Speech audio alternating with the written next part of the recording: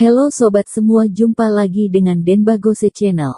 Bagaimana kabar sobat semua? Sebelum kita mulai cerita ini, ayo silakan subscribe, like, komen, share dan nyalakan loncengnya untuk mendapatkan notifikasi terbaru ketika Mimin upload videonya. Bab 1144, siapa yang memberimu keberanian L2? Oke, jangan khawatir bos. Dedi mengambil tugas itu dan langsung turun untuk memanggil seseorang. Kebetulan ada beberapa yang tidak ada kerjaan di ruang keamanan. Dedi melirik mereka, semuanya muda dan kuat, lalu berkata, "Semuanya ikuti aku. Tidak perlu berjaga-jaga hari ini, melainkan bekerja untuk bos." Begitu mendengar bekerja tentang bos, semua orang tertarik. Oke. Secara umum, ada beberapa keuntungan jika bekerja untuk atasan.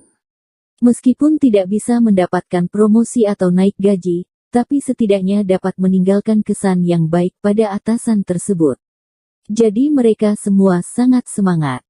Dedi mengemudikan van perusahaan, membawa 4 satpam, semuanya mengenakan pakaian mereka sendiri, dan langsung pergi ke Linke Real Estate.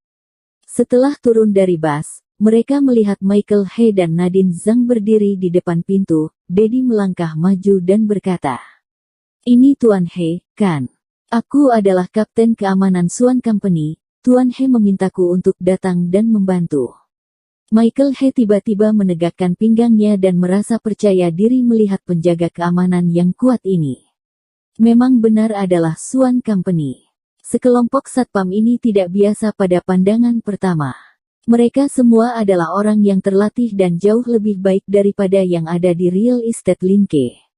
"Tuan He, apa yang akan kami lakukan?" Michael He berkata, "Setelah seorang pria dan seorang wanita keluar, kalian langsung turun tangan. Jangan pukul terlalu keras, tekan di tanah dan biarkan aku menamparnya beberapa kali saja.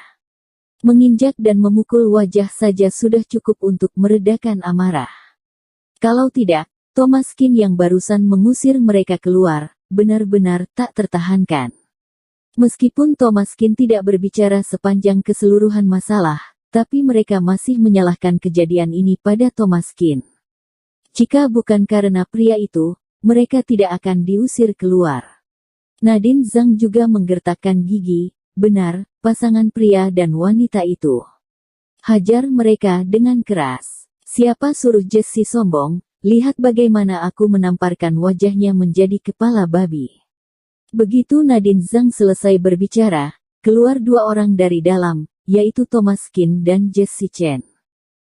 Setelah keduanya keluar, Nadine Zhang dan Michael He berjalan dengan wajah garang, menggertakkan gigi dan berkata, Thomaskin, Jesse Chen, kalian berdua bisa-bisanya memiliki keberanian untuk keluar. Apa kalian tidak berencana minta maaf pada kami tentang masalah tadi?" tanya Nadine Zhang dengan agresif. Jesse Chen mengerutkan kening, "Meminta maaf padamu? Mengapa harus meminta maaf? Kamu diusir karena keonaranmu sendiri. Apa hubungannya denganku?" Jesse Chen benar-benar kehabisan kata-kata. Dia bisa mendapatkan harga 300.000 yuan untuk membeli villa karena Direktur He. Hasilnya, Nadine Zhang cemburu ketika melihatnya, dan menginginkan harga yang sama. Lalu Nadine Zhang menjadi onar jika dia tidak mendapat harga itu dan diusir keluar. Bukankah itu semua karena tingkahnya sendiri? Setelah itu malah menyalahkan Thomaskin dan Jesse Chen atas masalah ini. Orang seperti ini benar-benar menjijikkan. Nadine Zhang mendengus dingin, tidak usah berkata seperti itu. Kalau bukan karena kamu, apa kami bisa diusir keluar? Kalau kamu tidak menjelaskan masalah ini kepadaku, maka jangan berpikir untuk pergi." Hari setelah selesai bicara, Nadine Zhang berdiri di samping penjaga keamanan dan menjadi angkuh. Michael He langsung meluruskan pinggangnya. Dia benar-benar malu ketika tadi diusir. Sekarang ada yang membantu, akhirnya dia juga bisa menindas orang lain. Michael He berkata kepada Thomaskin, "Yang bermargakin, kamu sangat sombong, bukan? Hari ini kuberi tahu apa itu arogansi. Kamu menamparkan dirimu 10 kali sekarang. Aku bisa mempertimbangkan untuk melepaskanmu. Jika tidak, ketika aku akan menamparmu nanti, aku tidak akan sungkan lagi. Setelah mendengar ini, Thomas Kin mencibir. Aku benar-benar tidak tahu siapa yang memberimu keberanian untuk membuatku menamparkan diriku sendiri sebanyak 10 kali. Siapa yang memberimu keberanian ini? Michael He tersenyum dingin, tentu saja mereka. Setelah itu, Michael He juga berdiri di depan Kapten Keamanan, memegangi lengannya dan berwajah puas. Dedi memandang Thomas Kin dan wajahnya menjadi pucat. Keringat dingin bercucuran di dahinya, dan untuk waktu yang lama, dia baru mengatakan satu kalimat. Direktur. Direktur Kin. Panggilan Kapten Satpam ini benar-benar membuat wajah Michael He dan Nadine Zhang bingung. Direktur Kin. Direktur Kin apa? Thomas Kin mengerutkan kening, apakah kamu mengenalku? Orang muda ini relatif asing, meskipun kenal, Thomas Kin juga tidak ingat lagi siapa itu. Tentu saja Dedi mengenal Thomas Kin. Jika dia tidak mengenal direktur perusahaannya sendiri, maka sia-sialah posisi kapten keamanannya ini. Meskipun dia hanya pernah melihat Presiden Kin untuk sekali saja, dia tidak akan pernah melupakannya seumur hidupnya.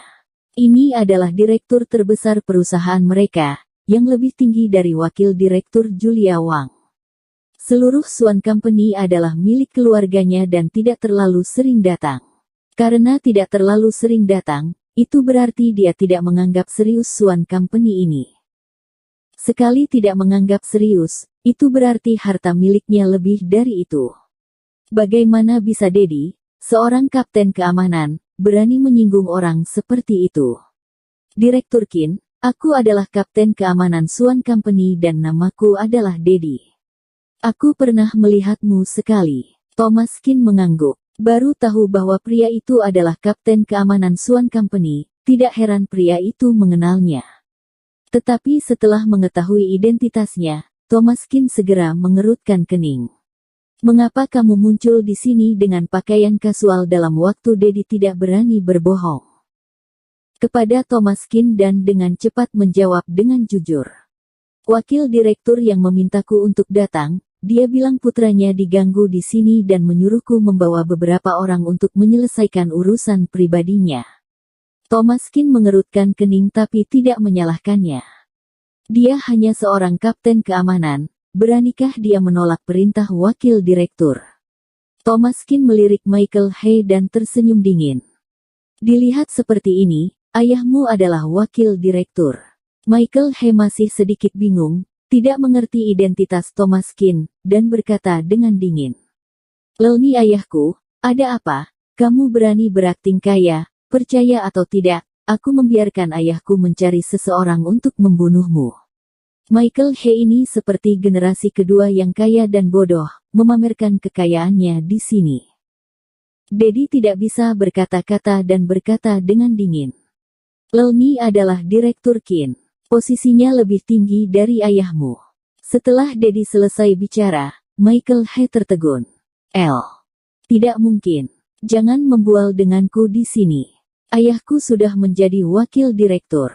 Dia memiliki posisi yang lebih tinggi dari ayahku, kecuali itu adalah direktur. Jangan bilang, bocah ini adalah direktur dari Swan Company. Dedi kehabisan kata-kata, terlalu malas untuk berbicara kepada orang bodoh seperti ini. Direktur Kin, apakah perlu aku menanganinya untukmu? Thomas Kin berkata, tidak usah dulu, aku selesaikan dulu ayahnya.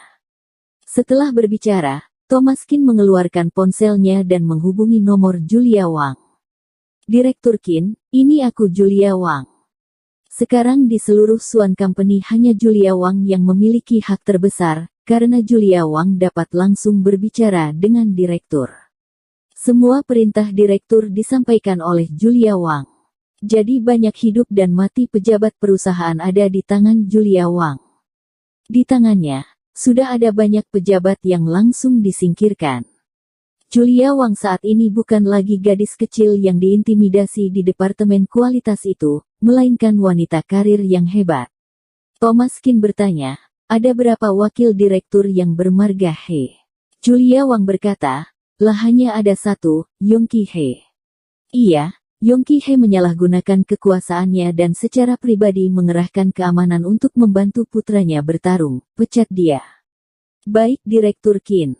Saat menutup telepon, Julia Wang juga ketakutan.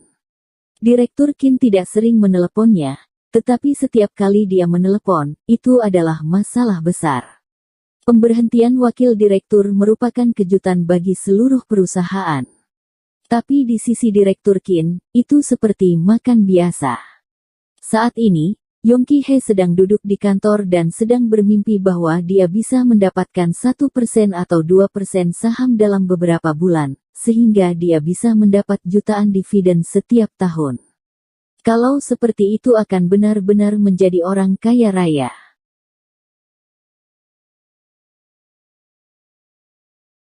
Bersambung. Terima kasih kepada kalian yang telah menonton video ini. Jangan lupa tekan tombol subscribe-nya dan nyalakan notifikasinya untuk mendapatkan video-video seru lainnya dari channel Denbagose.